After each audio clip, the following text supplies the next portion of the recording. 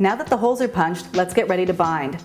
The first step is to prepare your O-wire. For these projects, we need to count off the proper number of loops for our 4-inch book as well as our 8-inch book. In this case, 6 loops. You'll just count the number of loops that correspond with the number of holes that you've punched. In this case, 6 for the mini book and 14 for this book.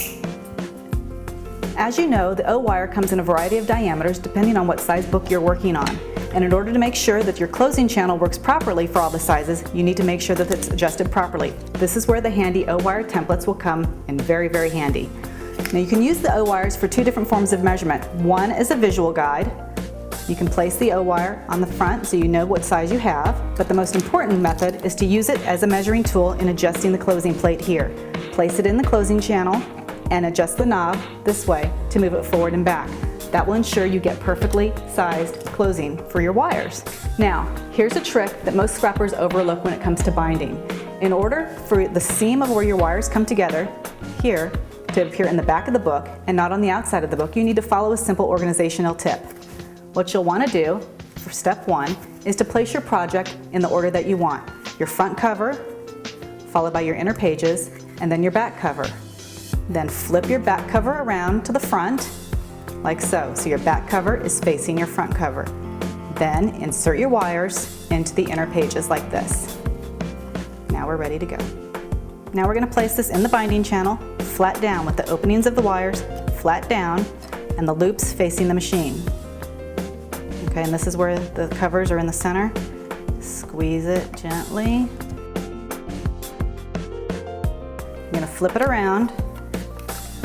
There's your inside pages and the seam is in the back. For the longer project, you're going to follow the same steps as you did for the 4-inch. Now we're going to bind our 8-inch book.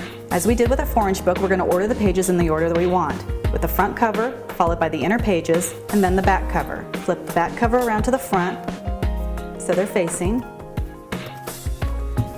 and insert your wires into the holes from the inner pages. As we did with the punching, we're going to need to bind in sections. In order to ensure that you have perfectly round holes, you're going to want to make sure that you put your wires flat down with the small loops of the wire facing the Bind-it-All. Gently but firmly squeeze the handle down. The closing channel will stop on its own.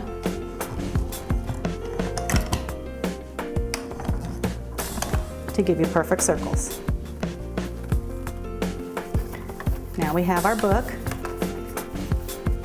Front cover, inner pages, and the seam in the back of the book.